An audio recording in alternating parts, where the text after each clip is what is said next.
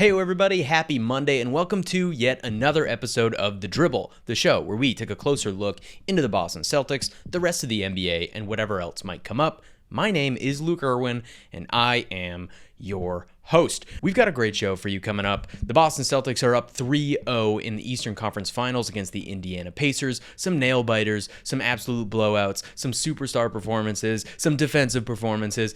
These games have had it all. The Celtics have shown a lot of toughness throughout all of these games in different ways, and we're going to get into all of that. And I'm going to get into it with the one and only. You already know who it is. Timmy KGB, aka T-Bone Steak, extra rare, and contrary to popular belief, no hollandaise.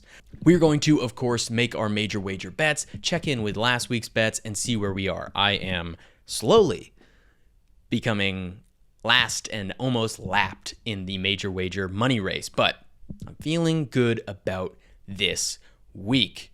So yeah, so much to get into. And personally, I suggest we do. Because this is The Dribble.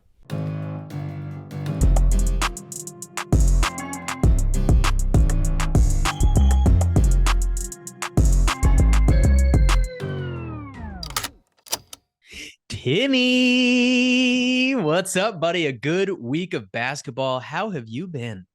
I've been great. We're up 3-0, baby. We are up 3-0. The sun is shining. The summer is upon us.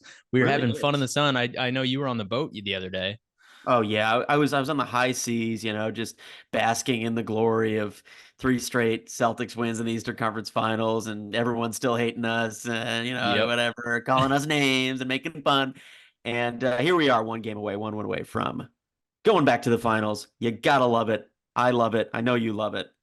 Yeah. It's been great, and it's been a great response to, like you said, we talked about it last week, the media. Great response to the media, obviously up 3-0. And you're also basking in a major wager run that is just stretching the floor here. You're really stretching it out. Currently, we both lost our bets last week, but I bet 200 and you bet 100. So we kind of flipped the script a little bit. Oh, you did that too, right? I ended up, because I regretted not betting 2 on the first one, and then too late, too little. And I lose 200, you only lose 100. So you're down to 1795 and I'm at 1052. So I'm a solid $743 behind you. So I need to make a big bet this week. You do. You need to make a big push. Yeah, we both had the game script all wrong on that one. I think we had different bets, but very similar ideas of what would happen in that game too in Minnesota. Wait, was it game 1 or game 2 that we bet? I think the game that was game 1. Yeah, game Mavs, Wolves. But yeah, here we are with the Mavs up 2-0 and about to have a game 3 there. So I think we're going to bet on that game this time again because just in terms of the way the schedule is is shaping up, that it's sort of the easiest one to bet on. So yeah, let's keep digging Luke into a bigger and bigger hole. No, and I will just keep ascending and rising. No, I say this every week, but I'm loving the bet that I have this week, and that's the curse. You always? I mean, it is my bet. I don't get good now before it loses. Yeah, we are recording this right now about a couple hours before tip off. So yeah, by the time anyone listens to this, the game will be resolved, and the game will be resolved. You'll know how stupid we are or how smart we are as we are saying it in real time.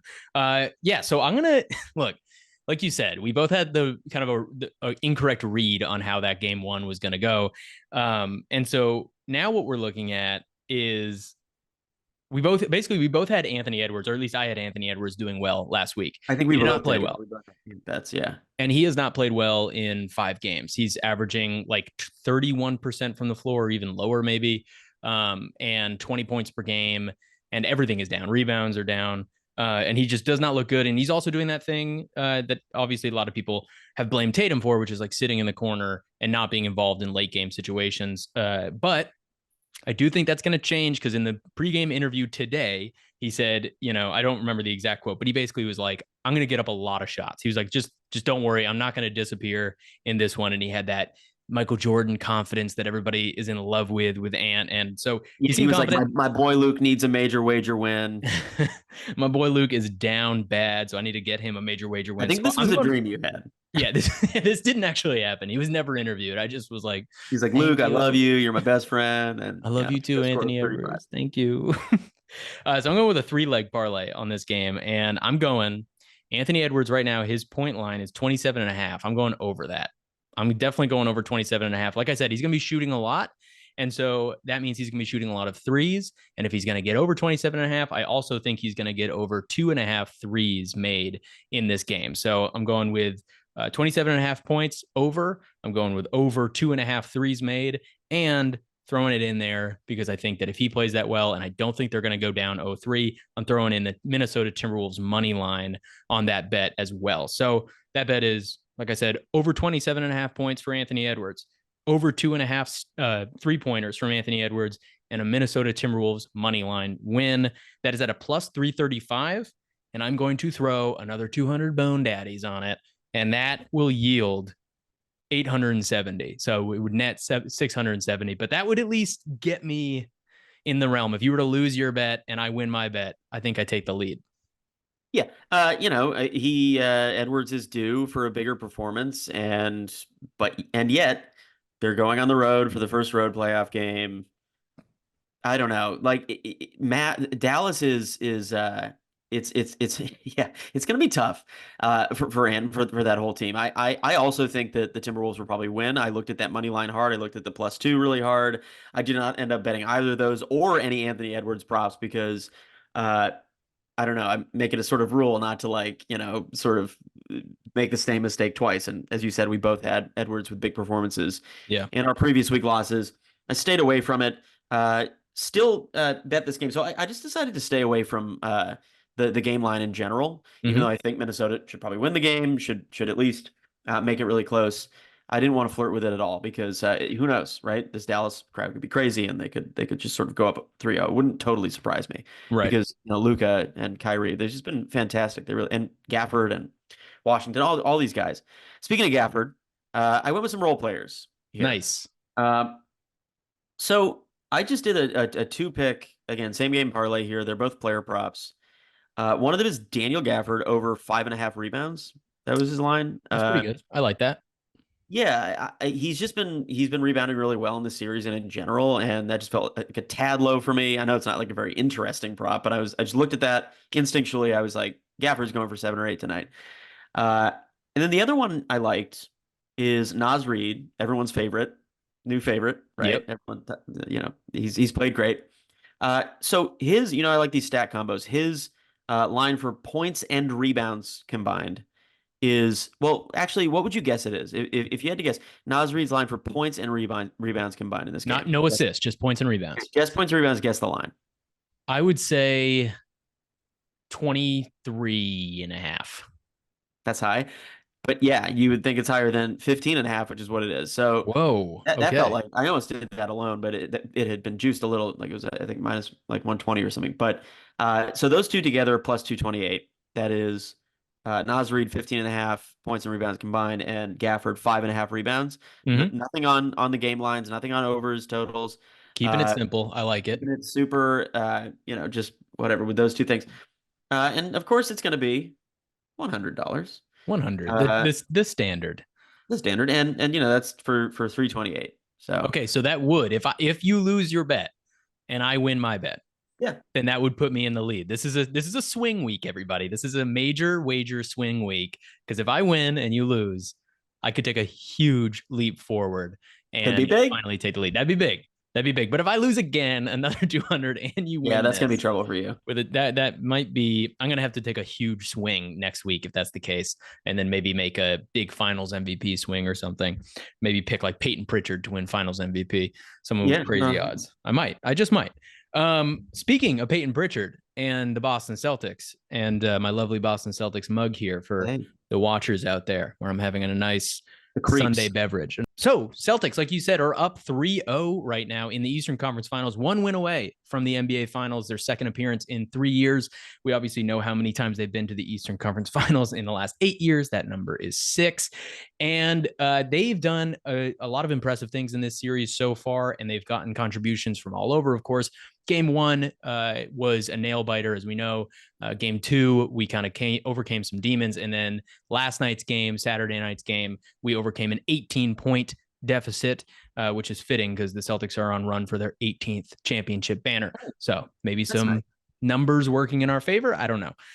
So I'm going to start this off by asking you a question because, like I said, there have been so many different people contributing. Who do you think is the MVP of this series so far? Would it be Jason Tatum, Jaylen Brown, or Drew Holiday? Who do you think out of those three? Wow. This is a great question because you could really make a justifiable case for any of these three players. Let's see. Okay, so Holiday, Brown, or Tatum. I'm going to go with my gut and then work backwards from it. I think, well, recency bias would sort of like pull me in the direction of Tatum.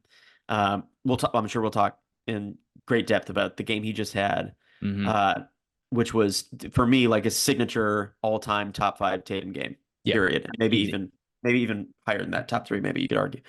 Of course, in game 2, he sort of no showed. I think is maybe too strong of language, although people would sort of say that he had a terrible game. I just thought it was Brown's game, and he sort of had receded as he sometimes does. But then game 1 again, another 33 or 36 again in game 1. Yeah, so 236 through the games. We can talk about game 1 a little bit. He obviously he had some tough moments down the stretch of regulation. Like, Tatum missed that above the break, the top of the key 3 that was wide open that would have tied the game, and then missed the sort of, he got the rebound and missed that little mid-ranger. So 2 clutch shots that plays into everyone's narrative of what he does and doesn't do. Yeah. And then of course he was better in overtime, and his overall game I thought was solid in game 1. I have to give it to Jaylen Brown. Is that nice? Yeah. No, hey, look, I wouldn't have put anybody in there that doesn't deserve it. All 3 of them could deserve it. Here's why Jaylen. I mean, so Jaylen in game 1, right? His box score wasn't quite as as good or loaded as Tatum's. I believe he had 26 points. Whatever. 7 rebounds, 5 assists. So a good all around game. But it was those moments. That was the biggest moment of Jaylen Brown's career. Yeah. Right. Yeah. So game 1 feels like it happened an eternity ago, but we haven't had a podcast since that game. But we had absolutely no business winning that one. Nope. And I love that. I love those games that you're like, wow, we stole it, changed the complexion of the series going forward, the momentum of everything. Down the stretch. Not only did Brown hit that fantastic, difficult 3, which doesn't go in. Think about which we will talk about the Pacers' inability to guard that. How do you not guard the 3-point line? And I know you can't foul. Sorry to interrupt, but you cannot foul on that on Siakam because Jaylen Brown is a brilliant player who's been in these situations before, and he immediately went up with a pump fake. So if you foul there, that's going to be 3 shots on the line. And so it's not a situation. A lot of people were saying you always foul down 3. You couldn't foul unless you were going to foul on the catch. But again, he was so quick to getting into his shooting motion. But then other than that, the Pacers allowing for even anybody, especially one of the 2 stars, to catch the ball on the 3-point line and have a shot to win the game or to tie the game is just inexcusable. Right. Like, I mean, like it was both. It was, but the Pacers, I mean, look, you have to call a timeout there. First of all, right? Yeah. If you're Rick Carlisle, and then you have to, as you said, foul before we have a chance to get off a 3. Both of those things they failed to do, but you still have to hit the 3. You still have to create the turnover, and Brown did both of those things. That defensive play on Siakam, again, it's a mistake by Siakam. It's a mistake by Carlisle. It's just you shouldn't be in that position, but to force that turnover there, brilliant. And then the very next play, he gets the shot in the corner, which is a terrible shot. Yeah. If he doesn't make it, we're going, man, we could have gotten a better look, and we're really criticizing Tatum for his failure to execute. And we're probably wringing our hands about that game. Instead, sometimes you just have to be heroic. And he was in that moment. It sent us to overtime. And of course, we took care of business there. So Great game by him, but just mostly about that moment. Yeah. And then looking forward to the other games with Brown, like game two speaks for itself. This Right. is our most sort of dominant win of the series so far. It was 16 points. But, Brown had 40 points. Yeah. It was all Brown and sort of one of those classic games. He just went off. And so I think that moment at the end of game one, followed by that like masterful offensive performance and output that he had in game two. And then of course no slouch in game three. Tatum was sort of the bigger story in this game, but Brown still contributing. I believe he had what, like 25 again. But Yeah, 25. Yeah. just still contributing and really I just think Brown deserves so much credit. And we can talk about all NBA third team snub and whether that has played into the way Unbelievable he's snub. performed. Yeah. Unbelievable. Unbelievable. Because especially considering a two-way player and to have the all NBA have the Lakers, who were barely a playoff team, have two all NBA players, and the Celtics, who were a 64 win team, and the next closest in the East was 12 games, 14 games, whatever it was behind. And we only have one player on the all NBA is ridiculous. He's such a good two-way player. He shows that he's been in these big moments. He's been in these big moments more than half of the guys. Yeah, I thought that was a huge statement game, and especially on the heels or like right after hitting that huge shot, it was such a big mentality boost for the entire team for him to go for 40 and essentially put that game away.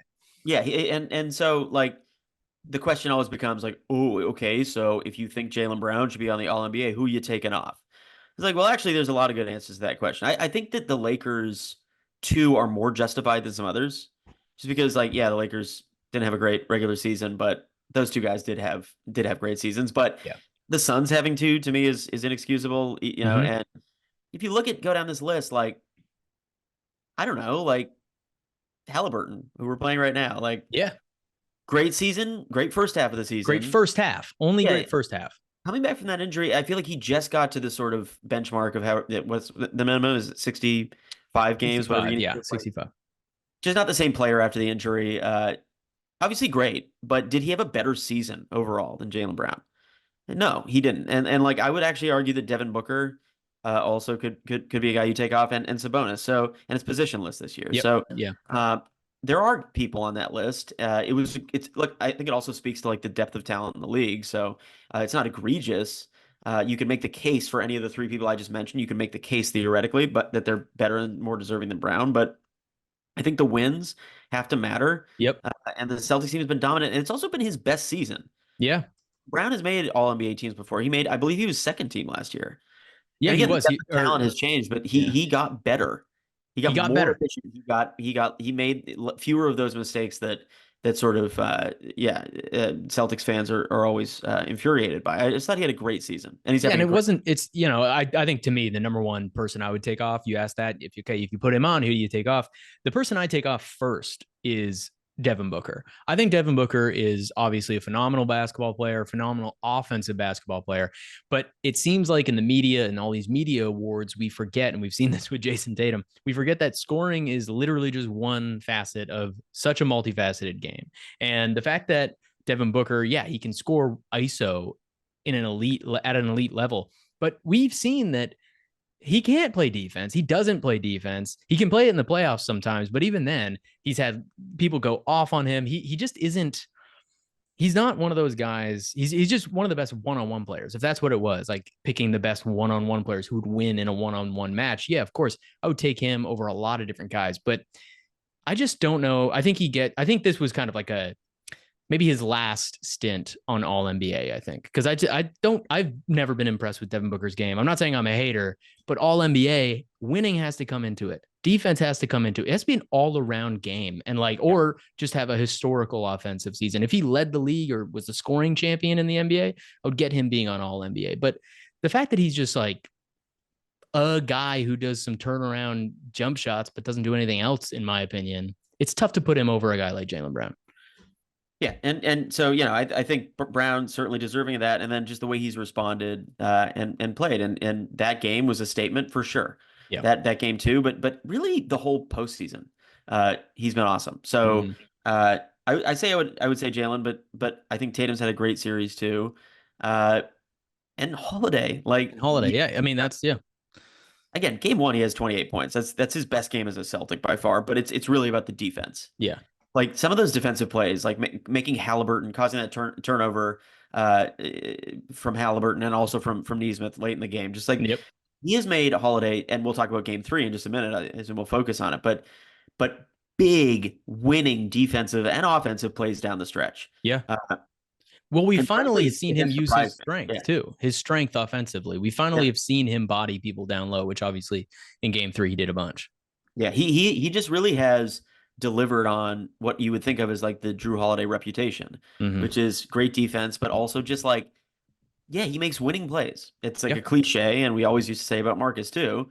But in that role, that Marcus Smart role, like Holiday is proving, especially in this Pacers series, that he can make the right reads, great defensive plays, and assert himself offensively when he needs to. Like, that late game and one in this final game. I mean, that man, oh man, and some of the defensive stops that steal on Nemhard. Like, Even the so you really contest, could argue Holiday. the contest on honestly, if you were to ask me, I would say Tatum just because he has this past game at 36, 10, and 8 Yeah. with zero turnovers is just an incredible game to have. Zero turnovers, the first ever game in NBA in playoff history with somebody has put up those types of numbers with zero turnovers. We know that turnovers can be an issue with him. So he's probably would be my safe bet, but my gut is Drew Holiday, I think would be my answer. And it's because that even his late contest on that Nesmith three that would have been the game tying three, which it's funny in game one, we were put in that situation down three. Jaylen Brown hits a buzzer beater to send it in overtime. Nesmith had the same opportunity in the corner. The Pacers line up with like a football formation almost in the backcourt. And I mean, and then they just end up kind of running off, double screens down. Drew Holiday gets caught up because Jaylen Brown was guarding Nesmith. He gets caught up, and it's not even Drew Holiday's man, but he sees exactly what they're doing and where they're flanking Nesmith, and he just makes a sprint from the opposite side, gives a contest on that Nesmith three, makes him rush the shot a little bit. They miss that. So even like the little plays, obviously the big Yeah. one, the steal and Neymar, but like his ability to rotate it's just been incredible. And then again, I've been so impressed. Obviously, that and one was all about his muscle. I've been so impressed with his ability and his mentality to catch the ball and just back the defender in to about 5 feet into the basket and then hit a little hook or get a foul call or draw another defender, kick it outside. He's just been really solid in his decision making, his ability to just use his skill set against this team perfectly. And then he's come up with those clutch moments. I mean, that's just another historical clutch Drew play at the end of game three, which ultimately won it. And but then of course you get Tatum, like you said, he hits that huge three. I think every Celtics fan and all the Celtics haters, and especially the Jason Tatum haters, were holding their breath when he shot that three. Because I mean, that was such a big play, and he scored or assisted on basically every single shot made in the last 3 minutes of that game, except for the Jaylen Brown dunk. And of course, I want to ask you about the best play of the game, other than Drew's defensive play, which was the behind the back pass from Tatum, finding Come a on. wide open Al Horford. As Jaylen Brown said it, hang that shit in the Louvre, because that was one of the coolest, most beautiful passes, drawing three defenders. I mean, I saw an image of you had Miles Turner up on a contest. You had basically three defenders around him, and Tatum with the behind the back pass, and it was just his ability to make those plays is why he's a different Jason Tatum than he was last year or the year before that. Yeah, I agree. I mean, come on, that play was just wonderful. Yeah. And a lot of those Al Horford three. Al Horford himself had 23 Yeah. points in this game, a great game, and Al has for the most part really weathered what is a very difficult task for him in this series. But like he's not a young man, right? Yeah. He's been beat. Like Siakam was beaten up on him early in this game. Defensively, he's been exploited sometimes, Mm-hmm. especially with Cornette out. I think we tried. We finally went to Brissett. We finally went a little bit to Tillman, but like a lot is going to fall on Al. But he has really come through. He's had a very good series. Like he's struggled shooting at times, but in this game, 7 threes. But so many of those were on Jason Tatum assists. Yeah. Just little pick and pops.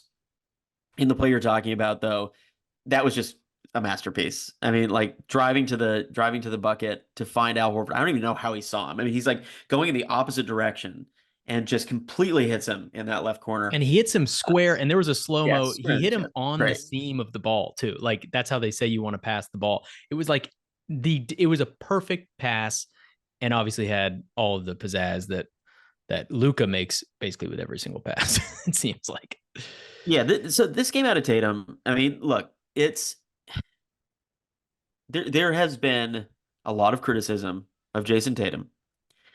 I said this on the last pod for what he doesn't do, and very little praise, at least in this postseason, for what he does do. Right. We saw everything he can do in this game. Mm-hmm. Everything he can do. Everything. It might be he's had bigger performances, 51, 46, whatever. It might be my favorite Jason Tatum game that he's ever played. Maybe that Bucks game is it's hard to I was gonna beat. say the 46 against the Bucks is mine. It was just an electric performance. Yeah, that was hard to beat. But this one though, I really felt that so he came out aggressive again. He was aggressive in game one in the first quarter and also in this game, I thought. 15 first quarter points, I think it was. On the second play, he goes up against Nemhard, I think it was Neesmith, scores, does a little flexing, like Yeah. it was one of those, we talked about this before, Tatum moments where you get the sense from, from the tip, he's really locked in. Uh, and then those final moments, right? That transition three he makes at the end of the game, and that Yeah. pass to Horford, and just all of it defensively, he was great. I just thought he was everywhere, and like you said, no turnovers. So I don't know. I think if we're really looking at his postseason, yeah, there have been shooting struggles in some of the games, but to me, I think Tatum is very quietly, because he hasn't an explosive games necessarily. I guess this is one, but very quietly putting together just like a mature Yep. grown man path to the finals. Have we played inferior competition? Sure. Are we, have we lost two games in the entire postseason? Also true. Sure. Like, One on historic shooting. yeah, so we have mowed over these teams, like despite what anyone might say. And so, but I love your question because it really goes to show you like this team is coming together shorthanded. Again, no Mm-hmm. stops. And you could really say that any of those three have been great. And then White has had good moments. I mean, not so Yep. much, he's been inconsistent. This was a poor shooting night, but in game two, he had a really classic White game. I think he had 23 points or something like that. But Well, Derek White had 4 blocks in game 3, and all 4 of them were absolutely ridiculous. He had the yeah, one block on Turner, which is a center against a guard, and Turner tried to do a left spin fadeaway jumper over him and block Derek White. His name might as well be his Block. name should be Block. Yeah. Derek Block White just sent it into the stands, and he tipped it, and then he pressured the ball to get it, and Miles Turner ended up tipping it out of bounds. So it was Celtics ball too. And then he had the rotation block on Nemhard, and then he just had every block he had was out of nowhere, was an improbable block. It wasn't like, oh, why did he take that shot? It was like a weak side help block almost every single time. And Totally. And he's another one. Like we said this about Holiday before, but the Celtics have lots of guys in this team who just make big, big plays. yeah, And a lot of those big plays are going to be on the defensive end of the court. yep, Like with White and Holiday both being named to all defense teams. Like Brown should have been on one too. But yeah, I just thought you're right. Those blocks. I mean, this game was all about just bigger picture for game three because we sort of, just talking about the individual performances. But yeah. you steal one in game one, and frankly, that's what it was. But you need Mm-hmm. a little bit of luck to win a finals. Of course, yep, That always. was great. You sort of handle them in game two. That game two victory was pretty wire to wire. I felt. Yeah, And then game three, we just got outplayed for big stretches of that game. Like, and outshot.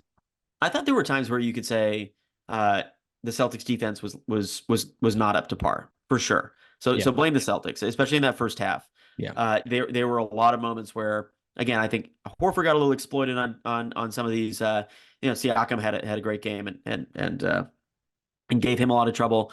I just thought in general the defensive effort wasn't great, but also just the Pacers were good. Yeah. And without Halliburton, again, if you pay attention to just the big picture, like what people are saying about this, it's like, oh my God, no Halliburton, this team is trash. The Celtics should beat them by 50. It's like, well, not really. I mean, it's not one of No. those teams, the Pacers, where you take away their best guy and it's a bunch of bums.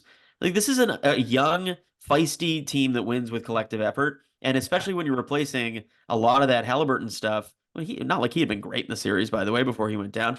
You replace that production with T.J. McConnell and more Nemhart, Well, and those guys. also you Yeah. replace it with less Halliburton, which Halliburton they were hunting him on the defensive end. Yes, Like that's another so, thing. Yeah. it's another. Everybody else who takes his place are good defenders, and they also have a lot of experience playing without Halliburton. They had a lot of the season without him, so they are prepared for it. It's not something where they Totally. looked lost out there.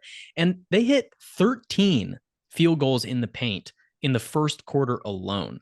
They had Yeah. 68 points in the paint in this game. They could not miss. Anybody who actually watched the game, there were moments where it was great Celtics defense, but it would be some TJ McConnell on the baseline Well, he hit. was carving us He was up. I mean, that was absolute, which he does. He's amazing. He might be one of the best, backup point guards in the entire league coming off the bench. He's great on defense. He hustles. He makes those plays that are winning plays.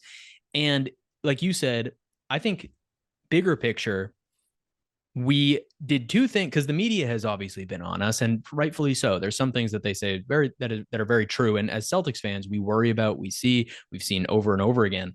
In game one, close game, had no business winning, down 3 with 10 seconds left, and they had the ball, and we win that game. Tatum has a clutch overtime. That is a huge thing that Celtics have been waiting for, right? Game 2, we do what we need to do. One of our stars goes off, great.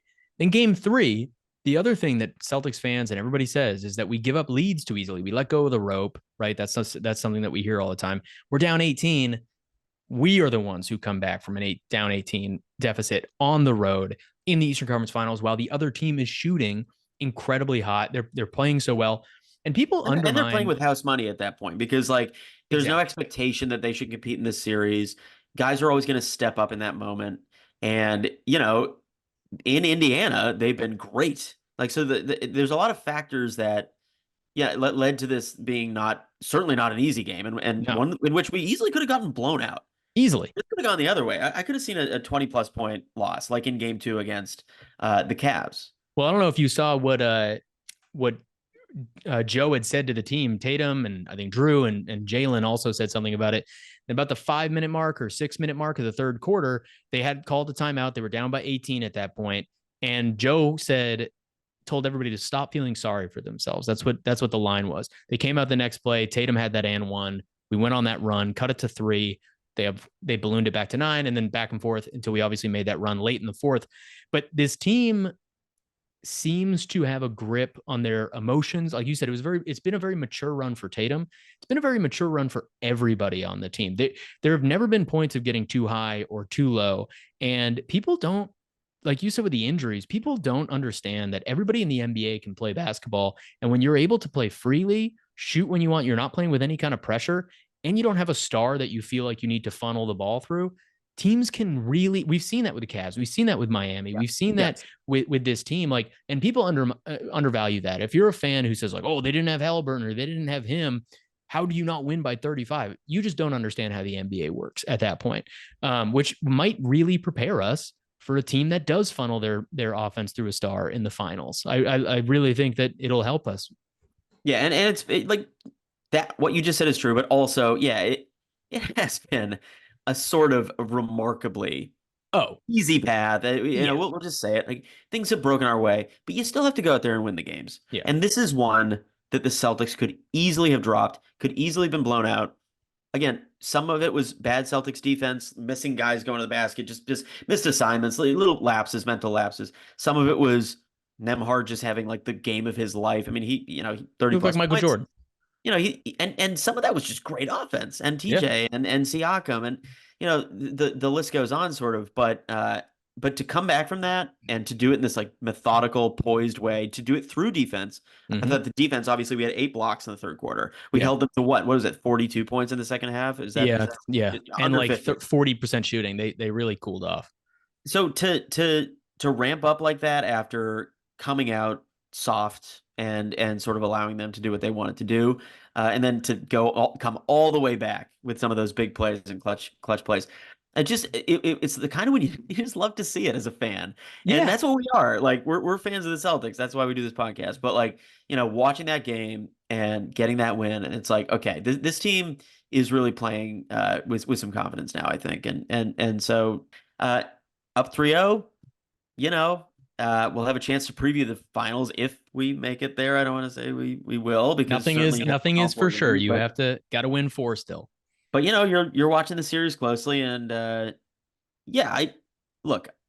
I think we compete with either of these teams with or without Porzingis. Yeah, Obviously, we want Porzingis back. We need Porzingis back. He's a huge part of our team. It's another thing that people don't talk about enough. It's like not at all. Kristaps is not an auxiliary piece. He is not somebody who whatever occasionally plays well. He is a central piece, if not quite as central as the Jays, close to it, right? Yeah. That we have not had for this run, and yet people are stepping up. So, uh, yeah, I'm just looking forward at this point, and excited to hopefully get back to the finals and face one of these teams.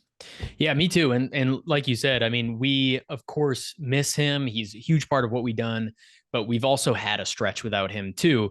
And the thing I keep coming back to that concept of maturity that you talked about, because we really seem like a mature team that can kind of play against whoever we run up against. And something, my favorite stat in this series so far is a stat that has to do with pace, and it shows how it shows the Celtics' ability to be able to morph into the team that it needs to be to compete and ultimately win against any kind of team. In the regular season, the Boston Celtics were 20th in pace. Everybody knows that the Indiana Pacers were number one in pace. They were the best pace team in the NBA. And currently, as it stands after game three, the Pacers and the Celtics both have an exact 95.7, both 95.7 possessions per 48, which that's what the pace is. So per 48 minutes, how many possessions do you get out of the game?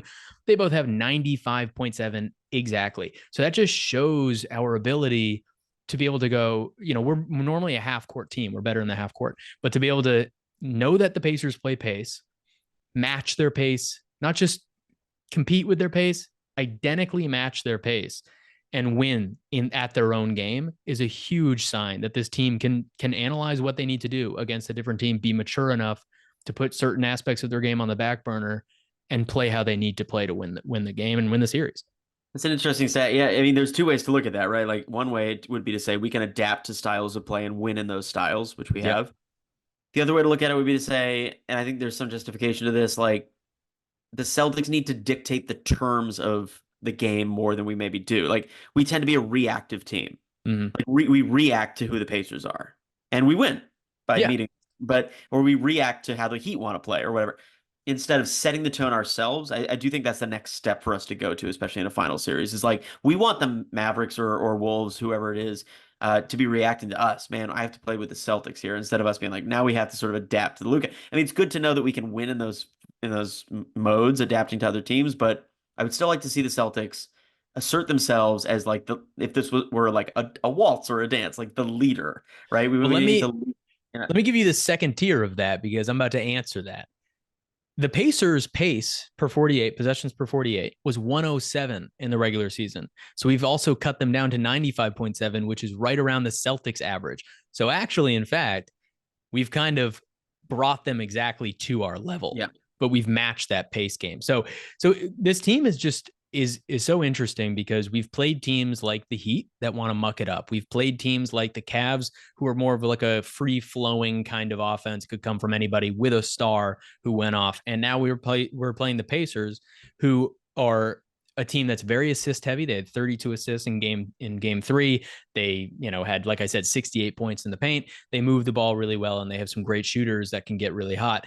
So we've just played three teams that are a little bit different, similar, obviously. And like you said, the competition isn't as high, but I'm really excited to see what we do with obviously a fully, every Celtics fan out there should be hoping for whoever comes out of the West to be fully healthy. We need to play and beat a fully healthy Mavs or Timberwolves. That has to happen, because if Luka's out or Ant is out, this playoff run would just be so sour.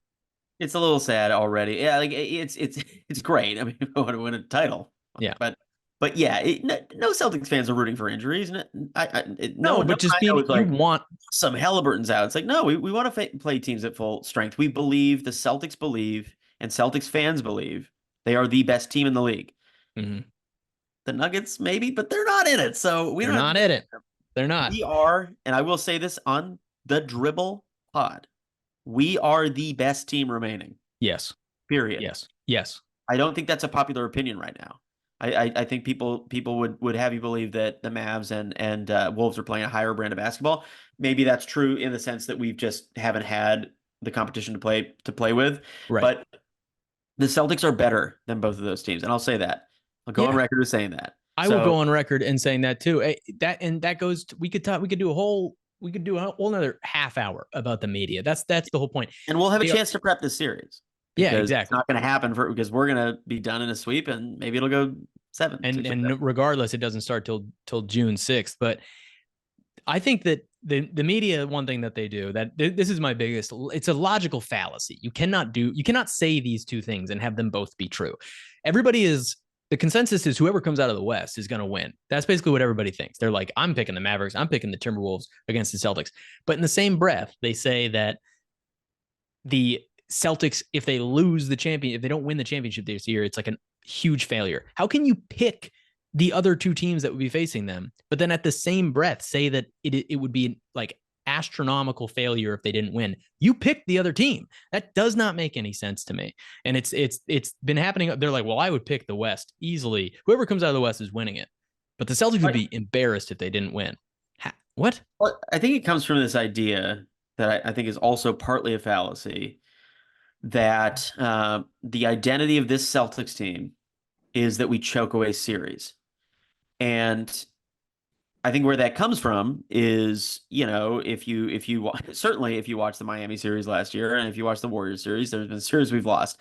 So we've lost playoff series. We have not won a title. That's true. However, I also think it comes down to, you look at Anthony Edwards this year and whether or not they win this series, it's a win for Anthony Edwards. Yeah. Right. And the Timberwolves, but just like a young star, I mean. Maybe if he continues playing the way he's been playing, though, but even still, it's like, hey, the kid, he's 22, yeah, he's true. great, he's gonna be even better, he's gonna be here every year. We Yeah. say this stuff about young stars, we said it about Tatum and Brown. The fact that now it's several years on and we've made deep runs and they haven't won, it's this weird thing where like the more data you have, the more examples you have of them being in these situations. We just tend to focus on the negative and focus on what hasn't happened yet. But it's like in NBA history, like show me the list of stars who won their first championships when they were 23. It isn't long. It's not like it's never happened. Like Kobe won a young one, but like to me, the Celtics are right at the point where we should start judging them for winning or losing finals. Yes. Everything that happened before was a little bit gravy. It was like, yeah, Tatum's a rookie. We somehow made it to the finals in a really, really bad East. We played the worst Cavs team, and we almost beat them and went 7. Yeah. That was a rookie Jason Tatum. We also had that run 2 years ago. And a rookie Jason Tatum with no Kyrie Irving and no Hayward playing. Right, we had no help. Celtics fans going into that postseason were going, well, huge win if we make it out of the first round. So we have overperformed as a team, the Celtics have. Yes, every year, which has led to somehow the idea that we're choke artists, that the Tatum and we embody this softness. We don't rise to the occasion.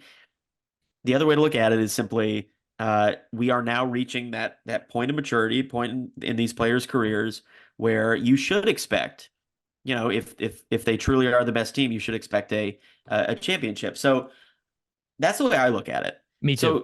So I think holding this team to the past quote unquote failures, which I don't even really view as failures because they overperformed anyway. Yeah. Is just, as you put it, a fallacy. Plus, it's not the same team. It's not the same Drew team. Holiday. I mean, and also people, who isn't playing right now, but people will take recent history and make it out to be something that it's not. So that's a good thing for the actual, like when people look back on this Celtics team. For example, the Miami Heat were the 8th seed last year and we lost. They also beat the Milwaukee Bucks, but because they were on an historical run, Spo coached his ass off. But we lost to that 8th seed. Yes, we were the 2 seed. We lost to the 8th seed. Not good. No excuse. We took them to 7. Tatum got hurt, but we lost.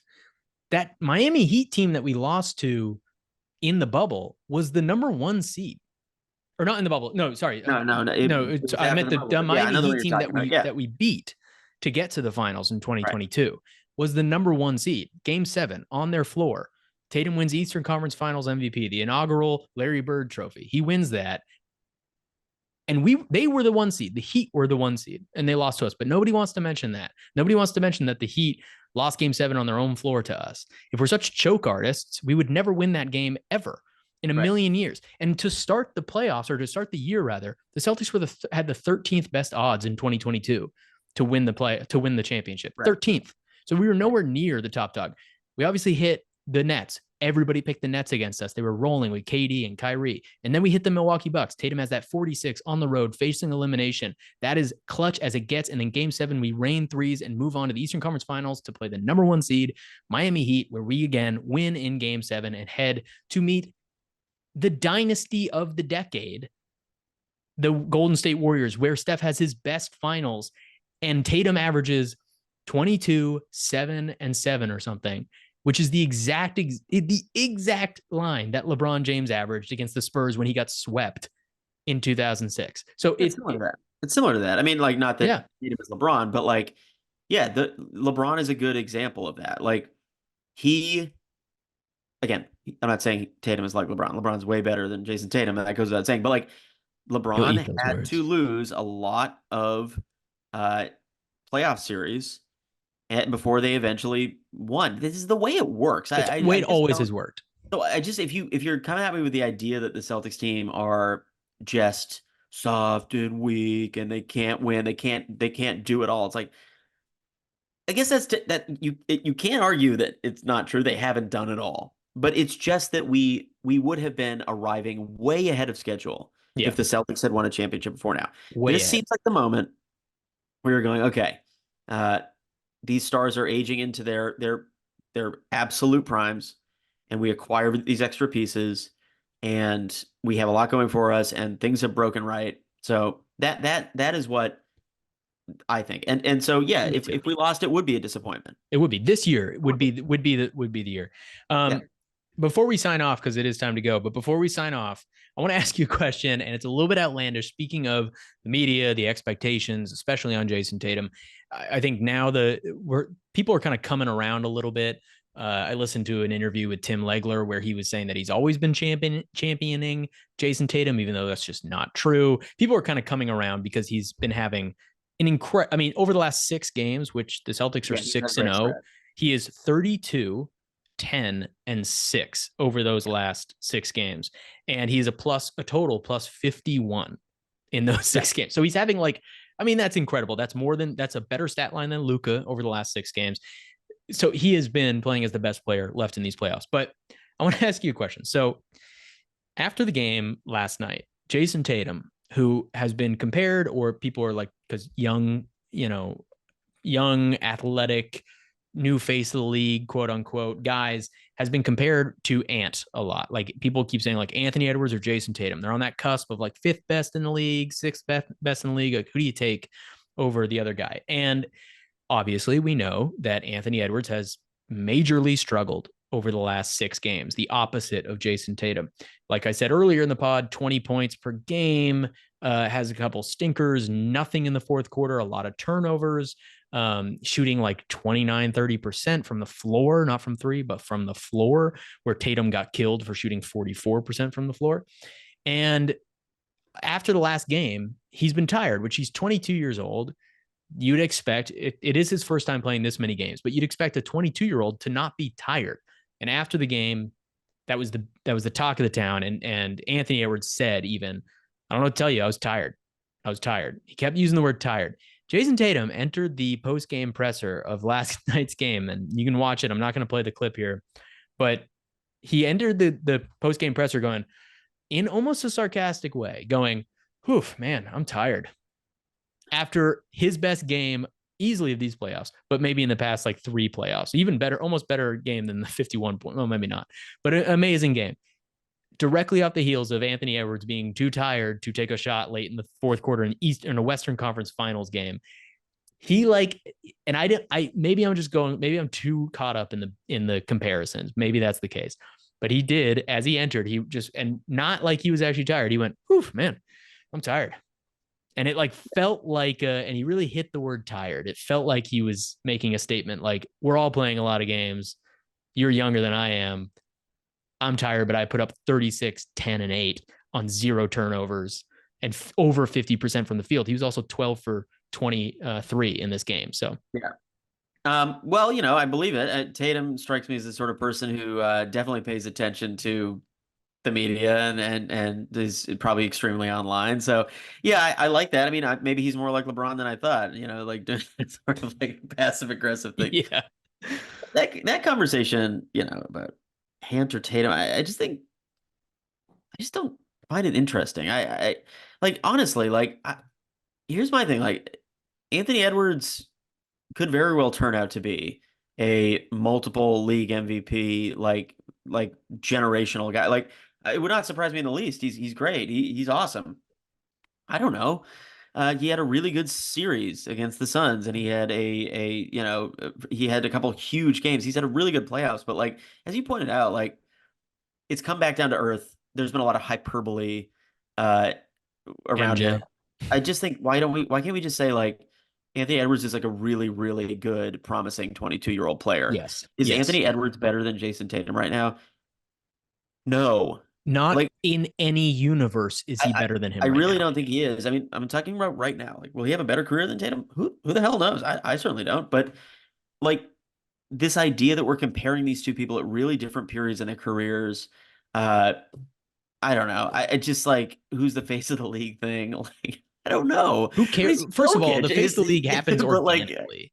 It's usually whoever wins championships is the face of the yeah, league. exactly. So we're gonna find out in the next 3 or 4 years. But I love Anthony Edwards, and I don't want to take anything away from him. But like, he's kind of turned into a pumpkin. Maybe tonight he'll give us a crazy night. You certainly want it for major wager, but uh, if the question here is, do I think Tatum's aware of it and probably a little bit like, "Brr, brr, brr," absolutely. Yeah, And I I think so too. believe probably that was a directed comment. Yeah. The way he said it too, because he wasn't tired, and even the whole interview, it's not like he was like, "Man, I'm so tired." He really was like, "Oh man, I'm tired."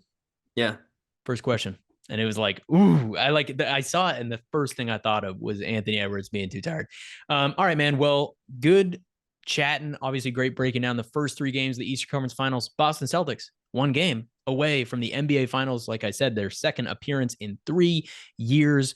Would be facing obviously either the Mavericks or the Timberwolves. I'm going to go watch that game because it is about to start right That's now. right. And we'll be on next week to check in on the major wager bets and also to see where the Celtics are in this Eastern Conference Finals and maybe even preview the finals.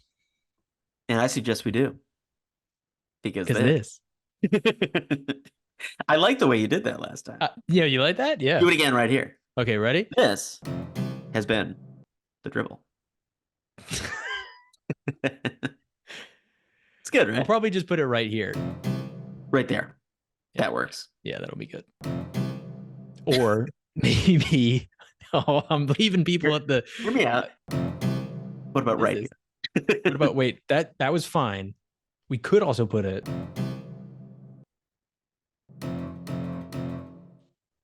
Oh, you're waiting for it. Okay, fine. I'll just put it here.